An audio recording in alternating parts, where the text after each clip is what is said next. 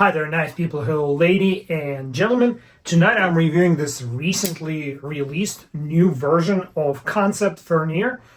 Watch a quick intro to see why am I circling back to this extremely popular model. On the last day of 2025, I released this video titled "Not Every Match is Made in Heaven." The main character of the video is Tenable Fenrir by Concept Knives, and when observing how closely it resembles both Microtech Stitch and Bastide Raccoon, I let my creative imagination run wild and alluded to their romantic relationship. And while the fruit of this DNA mix, Tenable Fenrir is a tough little knife, as I shown in the Hype Smasher segment, which it passed with flying colors, it unfortunately failed the tip bending test, seen here. And you're watching the recap here.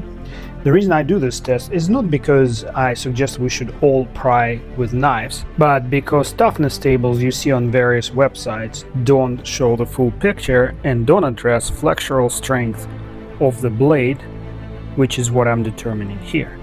And this particular knife had an issue. The tip bent during the test. Oh boy.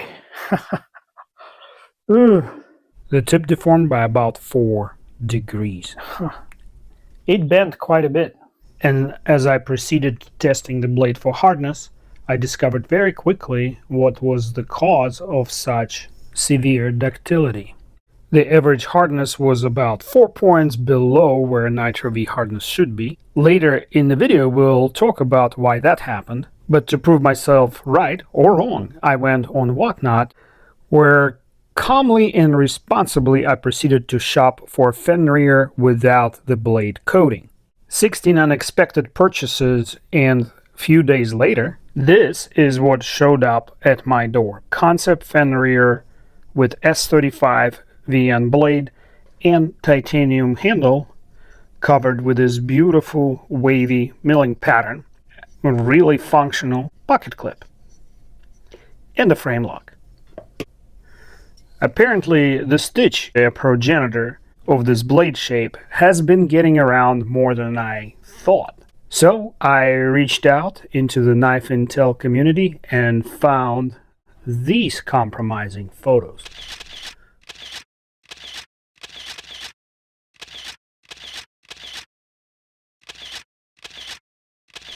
So who is it snuggling with a stitch? We are looking at Zen Compact by Kunwu, a knife that came from a brand that was so obscure in 2022-23 that only the true knife enthusiasts knew of its existence and purchased these knives in drones, causing Kunwu sell out on their website and becoming an unobtainium until production caught up with the demand. It can do it all: front flick, back flip, I don't know, reverse spidey flick, every flick possible. And I can almost do the regular thumb flick. A ton of profiling and milling on the handle, a really nice titanium pocket clip, LMAX blade, which by the way is a steel that is quite on par with S35VN, which brings me back to this Concept Fenrir. And this knife has as many opening modes and it feels as premium in hand as the Zen Mini. As I play with them, I detect no difference in quality of construction.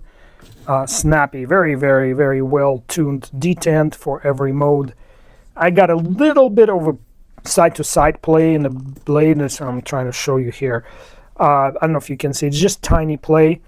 And when I look at the blade, it's just a hair off center, which tells me the pivot is probably not tightened all the way where it should be out the box. So no problem. T8 driver bit does the trick. So here you go. You can see it hopefully that as I tighten it, the blade centers. And when it reaches the center position, I know the knife is in a proper tune. And this immense but very well designed pocket clip works really well. Goes in with a little bit of a snap without too much tension and comes out super easy. I really like that. I like that it looks a little different too, especially if you compare it to the original knife that I reviewed that is done by Tenable, because that one has just a regular deep pocket flat clip. And the blade is satin finished on all surfaces, and we have a maker logo who is Greg Schaub. I don't know who that is, but the logo is there, and on the other side is just a concept logo and steel. I have to confess, this is the first knife that allows me to front flick like this with like a middle of my index finger in my entire YouTube career. That's the first time. So I'm very proud of myself here, mastering the skill, and I am impressed by the design of this protrusion here, although I think it could be just a little shorter and I would still be able to do what I'm doing now. I am wondering, if you're wondering, why did I purchase a second Fenrir, even though the first one failed me in two major ways. The reason I purchased the uncoated blade Fenrir, I am on a warpath against unnecessarily Cerakoting or PVD coating blades that made out of stainless steel. Because if the blade was properly heat treated, subjecting it to a curing time or application time for Cerakote and PVD causes additional tempering, and the blade becomes softer than it could be. And here's the stitch again. Please tell me you don't see the parallels between these knives, especially in the blade shape and now milling on the handle. Usually I don't get too much into disassembly of the frame lock knives because they're so simple, but here I wanted to show you some interesting features that I found inside the knife. And I'm not just talking about the beautiful milling they did to lighten it, or a well-fitted striking plate on the end of the lock bar that also incorporates the lock bar stop so you don't overpress it. This knife also has the fanciest set of washers I've ever seen on any knife, including some that go up to $1,000 in price. This highly polished channel with radial cross-section, which gives lubricity and stability to the rotation of this ceramic ball nylon bound bearing, which I personally prefer over brass bound bearings because these are impervious to corrosion. Before I do anything else to this knife, I need to test the blade for hardness, which will make a difference between this being a complete piece of junk versus an actually recommendable piece of EDC gear. The certificate in my hand belongs to this calibration block, which is serialized to the paperwork and rated 62 HRC. I am allowed an error in calibration, but this device has been running really accurately. I don't get more than 0.1, 0.2 errors or deviations throughout my testing.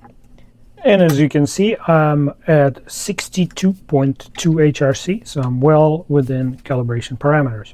Here's the blade that I'm testing. Again, it's S35VN. We expect hardness somewhere between 60 and 62. That's pretty typical. Some custom makers take it a little higher, but it is not famous for its toughness. So with a blade that thin, I am actually hoping to hit this window, or I'm hoping that the blade will hit this window between 60 and 62. And we are at exactly 61.0 HRC. While I'm setting up the next poke, I would like to ask you a question. If you are not a subscriber to my channel, please let me know why not, and is there anything I can do better to earn your subscription. And we got 61.5 HRC on the dial. I'm reading the black or outer set of numbers. The inner numbers are reserved for Rockwell Hardness Scale B, which is used for softer metals such as aluminum, brass, copper, etc. Here's the third result, and I'm reading 61.2 HRC. So the hardness range for this blade is somewhere between 61 and 61.5 HRC. Considering the blade steel and the grind geometry, I think it's good. So I will reassemble the knife and test it for flexural strength. Alright, before I start, I am going to do the boinking test to show you that this blade is flat, not bent. It should look, feel, and sound the same on either side, as you can see here. And here's my angle finder. The angle is set to 15 degrees over there. And the jaws on this clamp are fully engaged. There's basically not space between them, so I use my little persuader to get the blade in. And tonight I'm trying something different. Some of my viewers were wondering how much force or how much torque is applied to the blades. So I'm going to use this Newton meter, also known as a trigger gauge. Unfortunately, I didn't get the angle right when I was filming it, and so I'm going to give you screenshots of the result here on the side. The distance from the blade's insertion to the point where I apply the force is 6.5 inches, so 11.7 newtons or 2.63 pounds of force. That's what's required to flex the knife to 15 degrees, which converts in 1.9 newton meters or 17 inch-pounds. And on the consecutive pulls, I generate a little less and then a little more force or torque.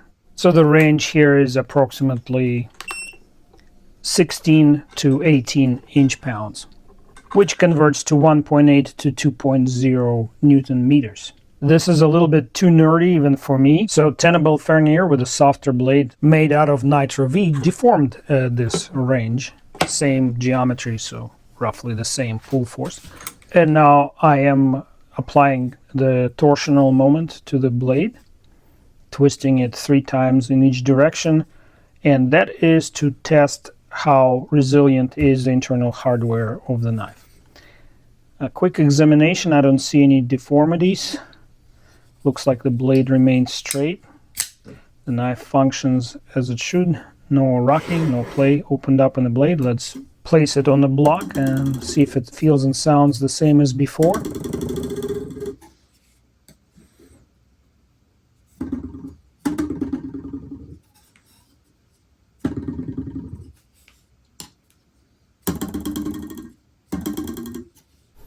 I think there might be a very slight deformation. It's not perceptible to the naked eye, but I do hear some difference in the sound that two sides make. Conclusion, are you ready for this? Fenrir is not a good prying tool. It is a good cutting tool, but how good will determine with this test, or demonstration actually. It's hard enough for very sharp blades, and this Tenable Fenrir, you know, it's sharp. It feels sharp. The edge is sticky, but it won't bite into this paper towel tube. Let's see how the more expensive version of this knife performs. If you're not sure how challenging this demonstration is, try it with your sharpest knife, see how it performs. Let me know in the comments. And so the factory edge on the more expensive Concept Fenrir performed really well, 8 out of 10. But the more budget Tenable Fenrir is, let's give it another shot here, but you know, I have a feeling if it didn't do it on the first try, I'm not sure. It's trying to bite in, so it's a pretty sharp knife, like 5 out of 10. So let's, you know, compare the two.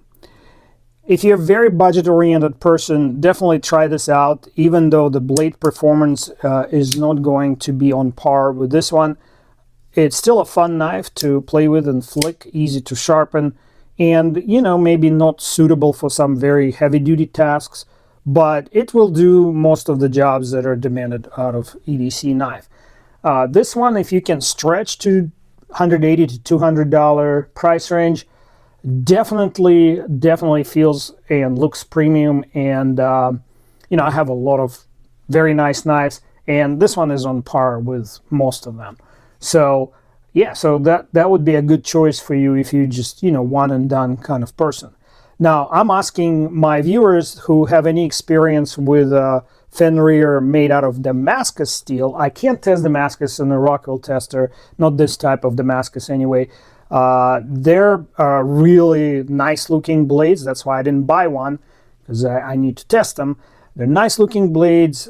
Search shows that they're made out of what's a Chinese version of VG10. I think it's 9CR, what is it, 9CR18 MOV. Correct me if I'm wrong. And the second steel in that Damascus is 440C. Both are respectable steels, and absolutely nothing wrong with the choice of those two steels. So let us know how your Damascus Fenrir performs. I am not going to tell you what to do, what not to do. You saw the test, I reported the results. See you in the next video.